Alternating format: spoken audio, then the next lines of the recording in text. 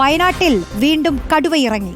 ചേക്കാടി താഴശ്ശേരി ഊരിന് സമീപമാണ് പ്രദേശവാസികൾ കടുവയെ കണ്ടത്. വനാതിർത്തിയിൽ നിന്ന് കുറുവാദ്വീപ് മേഖലയിലേക്ക് കടുവ പോയതായി നാട്ടുകാർ പറഞ്ഞു. വനം വകുപ്പ് ജീവനക്കാർ സ്ഥലത്ത് പരിശോധന നടത്തുകയാണ്. ദീപക് മോഹൻ നൽകും വിശദാംശങ്ങൾ. ദീപക്, ഇപ്പോൾ തിരച്ചിൽ എങ്ങനെ പുരോഗമിക്കുന്നു? അവിടെയുള്ള പ്രദേശവാസികൾ എന്താണ് പറയുന്നത്?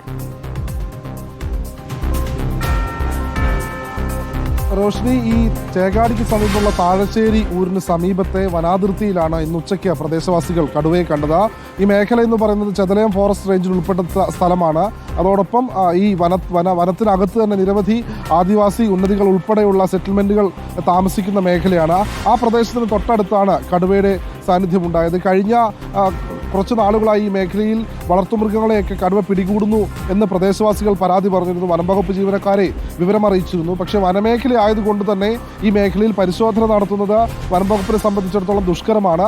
കടുവയെ കണ്ടാൽ തന്നെ ഉൾക്കാട്ടിലേക്ക് തുരത്തി ഓടിക്കുക എന്നുള്ളത് മാത്രമാണ് ഏക പോംവഴി. പക്ഷേ വനാതിർത്തിയോട് ചേർന്ന് കിടക്കുന്ന ഈ താഴശ്ശേരി ഊരിനോടുള്ള സമീപത്തൊക്കെ വളർത്തുമൃഗങ്ങളെ കടുവ പിടികൂടുന്നത് വലിയ പ്രതിസന്ധി നാട്ടുകാരെ സംബന്ധിച്ചിടത്തോളം ഉണ്ടാക്കിയിട്ടുണ്ട്. കാരണം ആദിവാസികളാണ്.